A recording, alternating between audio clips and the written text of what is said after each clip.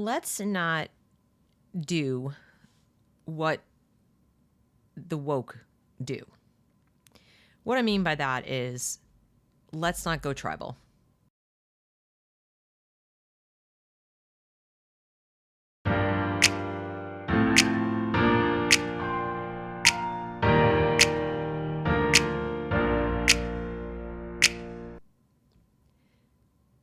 If the goal is to fight bad ideas, specifically woke ideas, it's probably a good idea for us to identify what those are and fight them wherever they are, even if they happen to wear a red hat, even if they happen to have an R after their name, even if they happen to say they are fighting to take back schools from the woke. What do I mean? What kind of ideas am I talking about? Well, let's start with the first one, which is people who really want to fight the woke don't speak of themselves typically as a we. They don't refer to themselves as, we the anti-woke, we the this or that, fighters, we the now if there are a literal organization raising money for a specific purpose, that's not who I'm talking to. I'm talking about people just posting on Twitter. When you say we, and you're automatically assuming that anybody who doesn't agree with woke ideas is kind of on your team, you're already wading into woke territory. There's no teams. We are like-minded individuals, perhaps. Perhaps we share a worldview or philosophy, I hope. But we're not on a team. We're not either in competition with each other or even in competition with the woke. We are quite literally preserving reason, rational thought, empiricism, objectivity, science, math, academic excellence, Western civilization, Enlightenment thinking, the virtues and values upon which the United States was founded, natural law, individual rights, all of that. Okay? None of those things, literally every one of those things actually, makes us more like the anti-team. We're individualists, independent thinkers. The woke is not. It's collectivism. You can call it Marxism, you can call it socialism, you can call it, groupthink, you can call it a cult, you can call it a religion, you can call whatever you want to call it, but it all boils down to collectivism. It all boils down to operating as though each individual person is a cog in a giant machine or matrix, or that everybody's part of a group. That whole line of thinking is where woke begins, and where it's going to keep going, and it's going to keep segmenting into smaller and smaller and smaller tribes that are more and more and more exclusive and less able to actually represent anything resembling a good idea or an independent thought. That's not where people who are fighting them should go. It's not a war. So using warlike language, you can say fight, but I mean, when you start talking about things like armies and soldiers and battles and things, I mean, it's not that kind of thing. So I guess you could say it's a war of ideas, but I don't like war. It should be more of an ongoing debate. Now, they won't debate, so they're not participating in it, but there's no reason you can't debate with their points without them there. We know what their points are. That's kind of the beauty of having to debate or air debate or whatever a collectivist. They're in such lockstep with each other, they're predictable, and we know what their talking points are. They may change them from time to time, but once they change them, they stay that way for a little while, and then they change them again, they stay that way for a little while. The point is, they're not, 150 million different talking points, as you would have where there are individualists who don't really specifically have talking points. They have thought processes, Socratic questioning, things like that. So you can absolutely debate their talking points. They don't have to participate.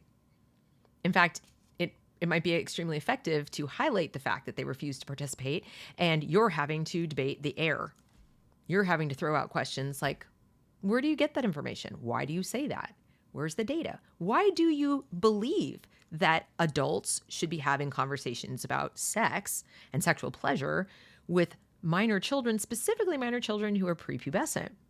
I'd really like to hear from you what your argument for that is, please. Okay, that I think is certainly as effective as screaming and yelling into a microphone about how crazy and sick they are. Possibly more effective. So anyway, don't do the tribal thing. Don't do the tribal thing. Now, what does that look like? What that looks like is, in addition to the, we stuff, it also means if you see certain words, you see certain buzzwords, you see, CRT, you see gender theory, or you see, trans, or you see charter school or school choice, whatever, and you immediately take a for or against approach without reading the context, without looking into what's being said, without looking into the subtleties or any of the subject matter about it. If it's on social media, if it's an article, it's just, for example, the show I did last week on the dark side of charter schools. I've gotten a lot of pushback from people who say they're anti-woke. The only people who oppose charter schools I'm seeing are people who are afraid of competition. Well, that's just not correct. That's just not correct. There are those people. Those people do exist, but I would leave out the only. So that's where it starts to get into the us, them, only this, all that. That's the same kind of zero-sum thinking, black and white thinking that has resulted in the kind of stuff we're seeing in the schools. Now, I understand that we're all very passionate and eager to, when I say we all, I'm talking about parents. Okay. Parents, like-minded individuals are concerned. I think that I can safely say that. How and why and whatever, I don't know. Unless I talk to each and every one of you, I don't know what your specific concerns are. But I'll say I understand that there's a passion behind this. There's a feeling of helplessness at times. There's a feeling of urgency. And all of that is founded and is grounded in reason. I completely agree with that thought process. Okay.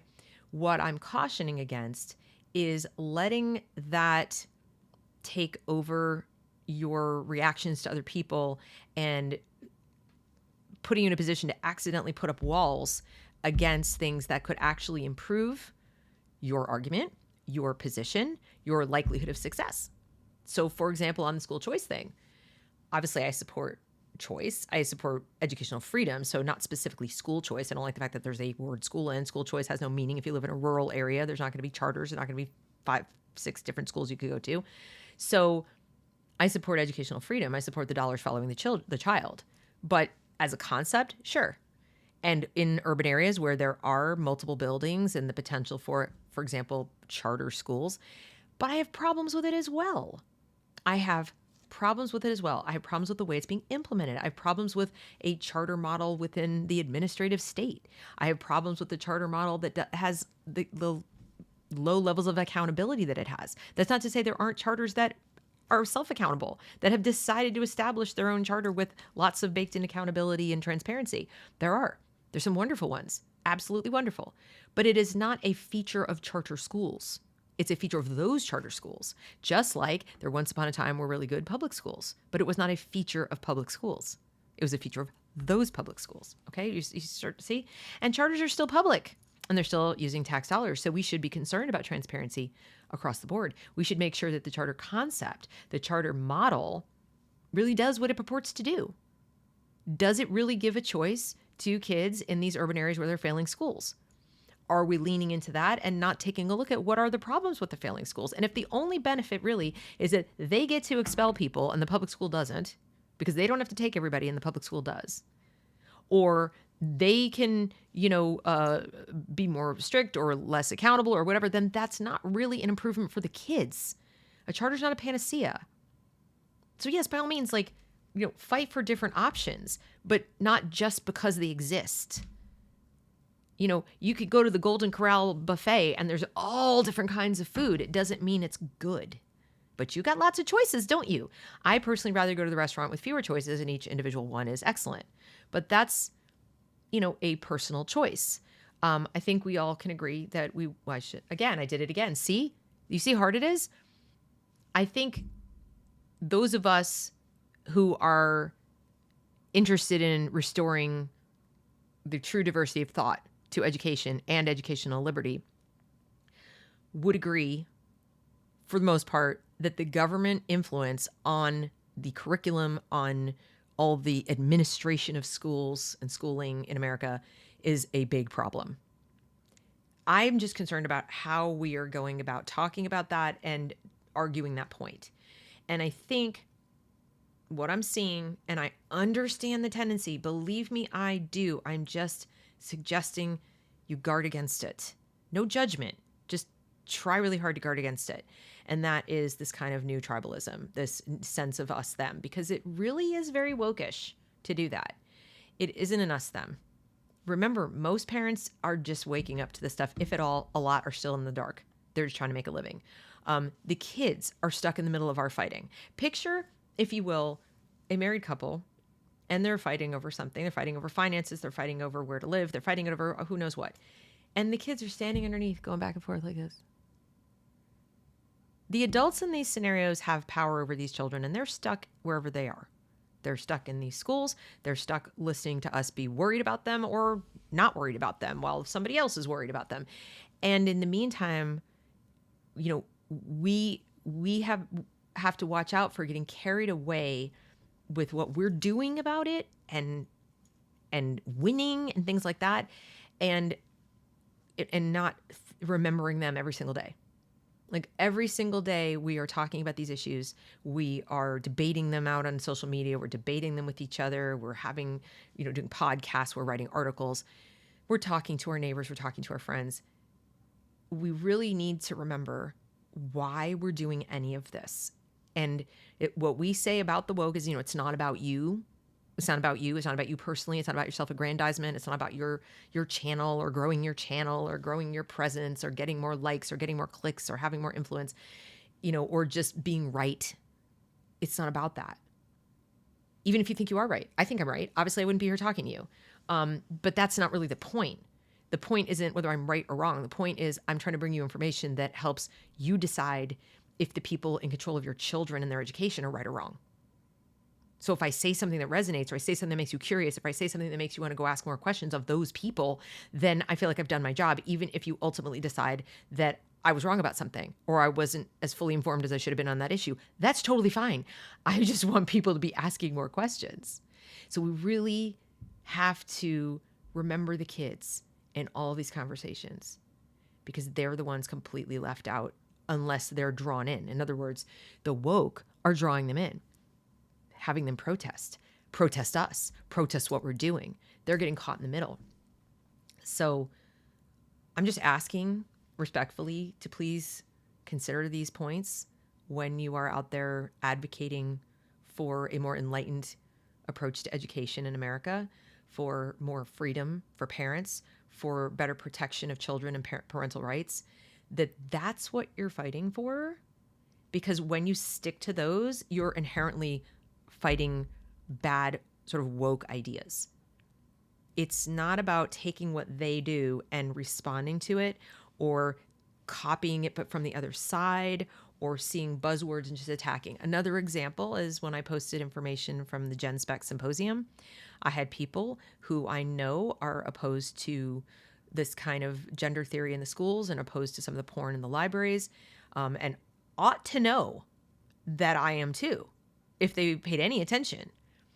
But they saw that I had Gen Spec and they saw the word trans in my original thread and went absolutely ballistic, sending me DMs, and I didn't want to publish them because I didn't want to embarrass people. I set them straight about what was going on, and a couple of them were sort of embarrassed, so that's why I'm not really going to bring it forth. But that shouldn't have happened at all.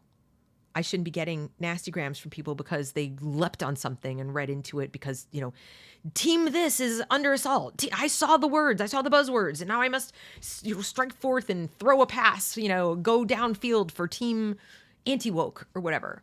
That's just not helpful. It's not helpful. Look at what is being said. And I'll leave you with this. I tried very hard to live by my own advice. Not always perfect. I'm sure there are times that you might even call me a hypocrite because I've failed. I'm human. Okay. This is my effort. Didn't say I was successful at it every minute, but a little over a week ago, I was on Twitter, as you may have heard me say when I did my show with Giovanni Brusto last week about charter schools. And he and I got into a back and forth because I was challenging some things about charter schools. Now, I like to think I didn't come out guns blazing saying charters are this or the only people that. No, I just came out and saying, but what about this and what about that? And don't you think this and what about that? And he was very respectful, because again, I was respectful. I didn't come out, like team charter, and said, no, you're mistaken because of this and that and the other. And I listened and it very quickly became apparent, as I said in my show, that he had done some deeper research than I'd ever done. And that I needed to listen and open my mind to the possibility that I really didn't know as much about charter schools as I thought I did.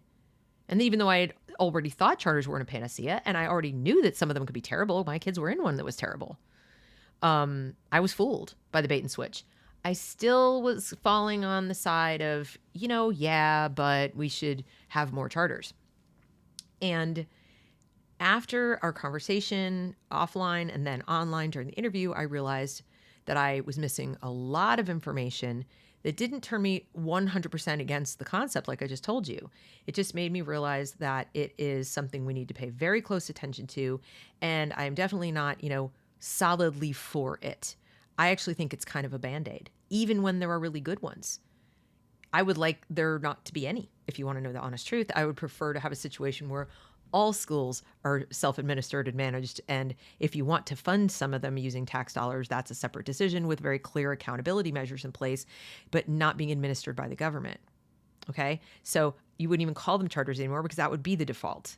We just wouldn't, they'd be neighborhood schools. We wouldn't necessarily call them the public school and the charters where only a select few can get in through lottery. Okay. So what I envision is something completely outside the box, not just more of this.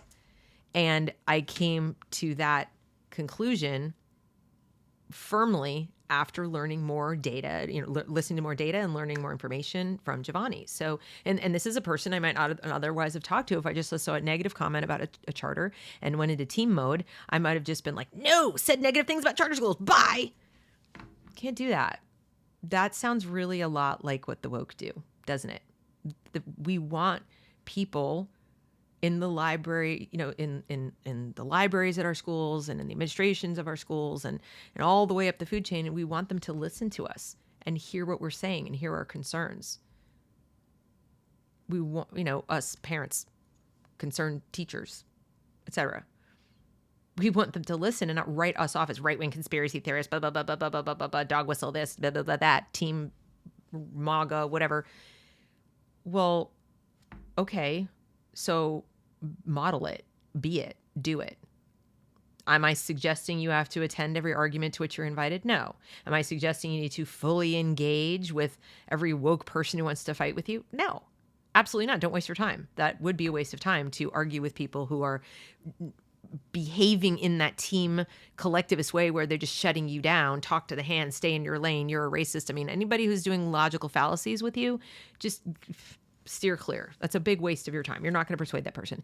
But when you see somebody who's just talking about a topic that's of interest to you with education, and they say something that is not entirely in accordance with your opinion about it, but they're otherwise sane, like they're not, saying all the people this or anyone that, engage.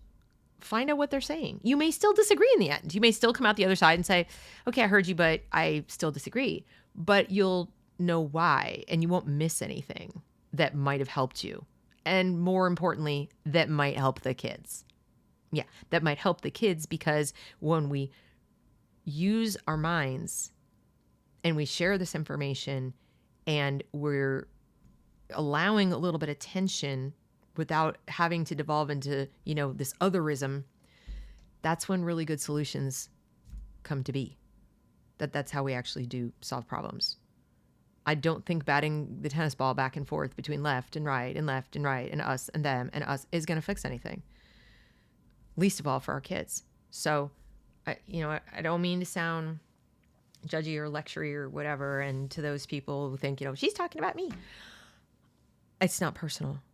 I love you all. Okay. I mean, meaning anyone who is really vested in these issues. This is a tough subject to wallow around in. And I know it can get, so hard that you get emotional at times. I understand. I'm just saying I've been at this a while, and I've learned, and I'm just trying to pass on that information to you and save you some time, save you some energy, and also help you improve the effectiveness of what you're doing, because that matters to you, obviously, or you wouldn't be doing it. And it certainly matters to the kids. right? So thanks for listening. As always, please like, share, comment, and subscribe. Join the locals at thereasonwelearn.locals.com and thereasonwelearn.substack.com.